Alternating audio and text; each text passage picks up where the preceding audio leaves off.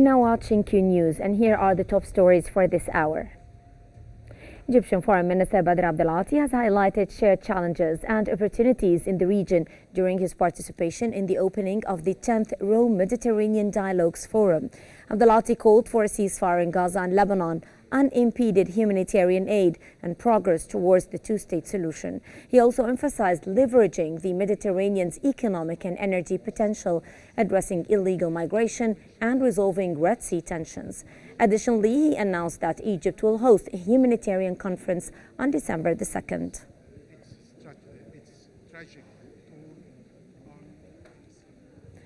Lebanon has condemned an attack on a United Nations interim force base in the south that left 4 Italian peacekeepers with minor injuries. Speaking at the Rome Mediterranean Dialogues Forum, Lebanese caretaker Foreign Minister Abdullah Abu Habib called on all parties to guarantee the safety of peacekeeping forces.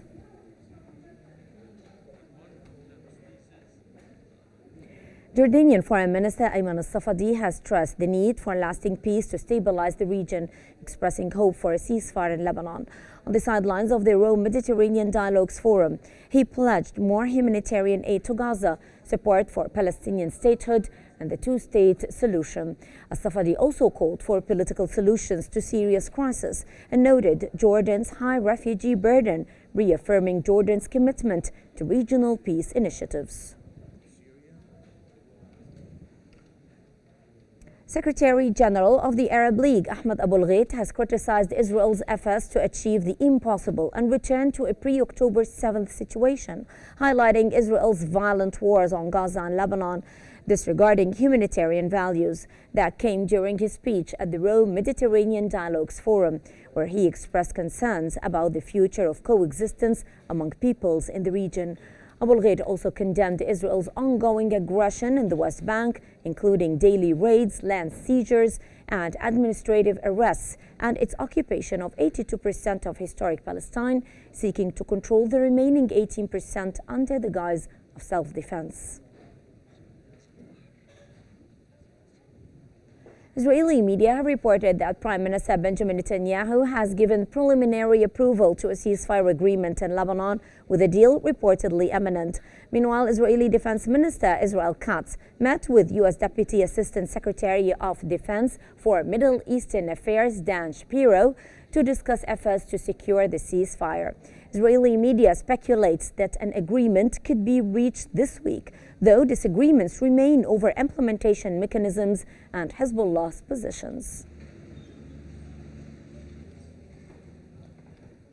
Israeli sources have revealed that Israeli Minister of National Security Itamar Ben-Gvir opposes a ceasefire agreement in Lebanon. Ben-Gvir stated that such an agreement would be a significant mistake, arguing that it would squander a historic opportunity to eliminate Hezbollah, according to his remarks. The Arab League has held an emergency meeting in Cairo, condemning Israel's threats to extend military operations into Iraq and urging the international community to halt Israel's aggressive policies.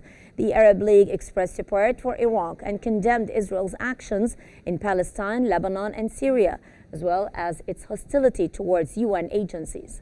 The Arab League also criticized the U.S. for blocking Gaza ceasefire resolutions at the UN Security Council.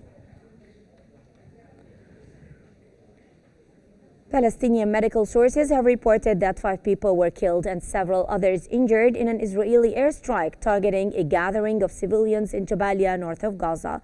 2 more Palestinians lost their lives and others were injured in a strike near the Indonesian hospital in the northern sector. Israeli artillery also shelled displaced people in Al-Manshiyah neighborhood and areas surrounding shelters in Beit Lahia, as well as Tal al-Zatar in the Jabalia refugee camp.